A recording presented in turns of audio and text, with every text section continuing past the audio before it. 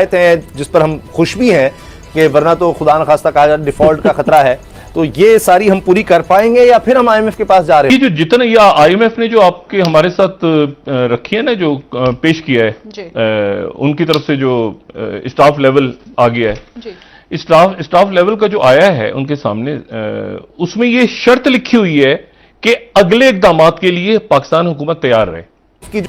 बात यह है कि जब शहबाज शरीफ ने कहा था बेगर्स कांट बी चूजर्स, तो पूरी कौम को और ये मीडिया के एक सेगमेंट को बहुत बुरा लग गया था। लेकिन देखना यह है कि तेल की कीमतों में फौरी रिलीफ क्या मिलता है, इलेक्शंस में क्या होता है, उसके बाद क्या होता है आगे। हम बेसिकली तौर पर वैसे तो इतना पढ़ा लिखा मुल्क नहीं है जो पाकिस्तान जितना श्रीलंका है, लेकिन सूरत हाल उसी तरफ जारी है जहां पर श्रीलंका के अवाम ने तमाम सियासी जमातों को रिजेक्ट कर दिया। Ali, your quick comment. मैं शहबाज शरीफ का कोई मामा नहीं हूं, ना ही मैं उनको पसंद करता हूं किसी भी एतबार से, लेकिन बात अल्लाह मियां ने उनके मुंह से बिल्कुल दुरुस्त निकलवा दी थी। अभी ये जो एंटी करप्शन और फलाना और ठिकाना की ये जो सब बातें हो रही हैं, ये सुन करके आपको कुछ महसूस नहीं होता? आईएमएफ अगर आपके लोगों को वहां अपनी सरजमीन पर उतरने भी देता है तो भी उसका बहुत बड़ा एहसान है आप पर। ईमानदारी की बात है, मिन हैसुल कौम हम इस लायक नहीं है कि कोई हमें मुंह लगाए। आपके बड़े बड़े उमरा, आपके बड़े बड़े रूसा, अगर आईएमएफ आपको नहीं कहेगा कि आपके यहाँ ये करप्शन हो रही है, फला फला जगहों पे फला फला ग्रेड के अफसरान अपना मुंह काला कर रहे हैं, तो आप मानेंगे? मानना तो आपने वैसे भी नहीं है आईएमएफ की। आपके यहाँ बेनजीर इनकम सपोर्ट प्रोग्राम में इमरान खान के दौरे हुकूमत में ग्रेड क्लास 1 अफसर, उनकी बीवी बच्चों के नाम मौजूद थे नहीं थे? इमरान खान के दौर में कितने नाम पकड़े गए थे? और उसके बाद इमरान खान ने कहा था कि अब इनको जो है वो हम एहतसाब के प्रोसेस से गुजारेंगे, गुजार लिया। दूसरी हुकूमत आ गई, उसके बाद भी सुनी थी कि काफी सारे लोगों के इसी किस्म के इन्वर्टेड कॉमास में मुस्तहिकीन के नाम दोबारा उसमें चढ़ा दिए गए हैं, क्योंकि जमहूरियत बेहतरीन इंतकाम है। क्या कर लिया आपने? आईएमएफ आपको लिख करके देता रहेगा, आप उसको अवॉइड करते रहेंगे, और उसके बाद अभी जितनी तजलील आपकी कौमी तौर पर हुई है, उसके बाद अगली दफा जरा जाइए तो उससे ज्यादा आपकी तवाज़ु होगी।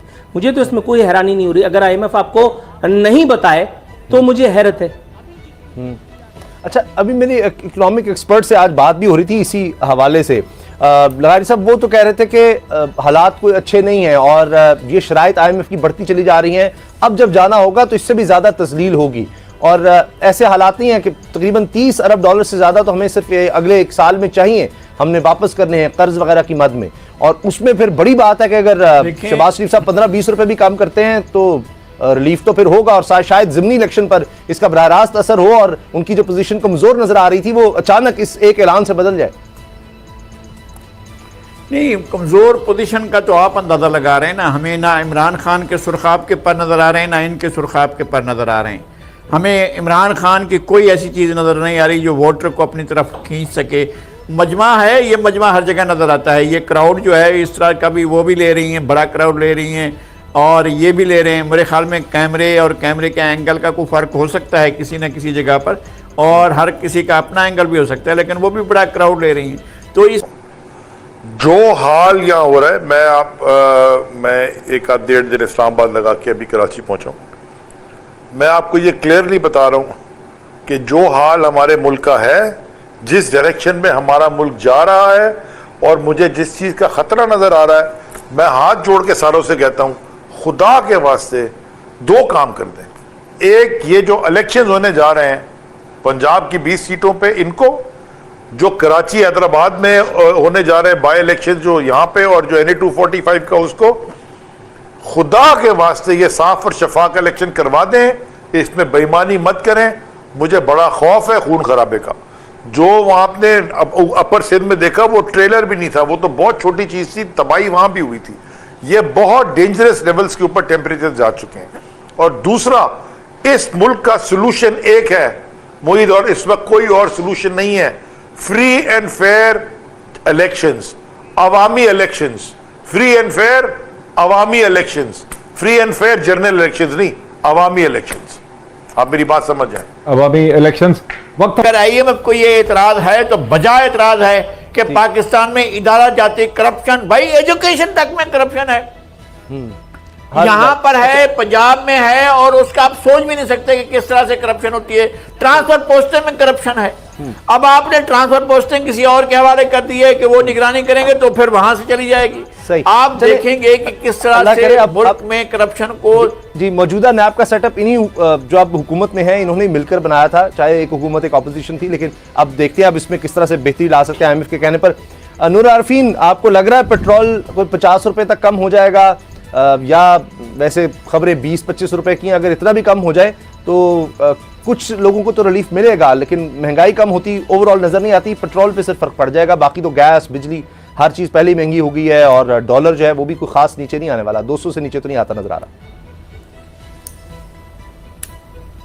पेट्रोल, मुख्तसर जवाब ये कि पेट्रोल इतना महंगा कर दिया गया है कि अब अगर इसकी कीमत 50 रुपए कम हो भी जाए अगर आपके दिए हुए नज़रिए के मुताबिक, तो भी कोई ख़ास रिलीफ पड़ेगा नहीं। लेकिन मैं इस खुशफहमी में मुब्तला नहीं हूँ, मुझे पता है कि 10, 15, 20, 25 हार्डली, इससे ज़्यादा जाना ही नहीं। क्या श्रीलंका के प्रेसिडेंट राजापाक्से ने श्रीलंका से फरार होने के बाद पाकिस्तान या भारत में सियासी पनाह हासिल करने की कोशिश की है? क्या जब वो श्रीलंका से फरार हुए, वो और उनका ख़ानदान, क्योंकि वो वहाँ से निकल चुके हैं और श्रीलंका में इमरजेंसी नाफिज कर दी गई है, और वहाँ से फरार होते हुए वहाँ के एयरपोर्ट पर भी पूरी एक स्टोरी है, पूरी एक फिल्म बनी है, जो कुछ उनको पेश आया, क्या कुछ हुआ वो भी आपके सामने रखूँगी। लेकिन सबसे बड़ा सवाल इस वक्त ये है, और वो क्यों उठाया जा रहा है वो भी आपके सामने रखूँगी, और सवाल यही है कि क्या राजापाक्से ने या उनके ख़ानदान के लोगों ने उनका जेट जिसमें वो सफ़र कर रहे थे, वो जेट पाकिस्तान या भारत की सरजमीन पर लैंड किया है?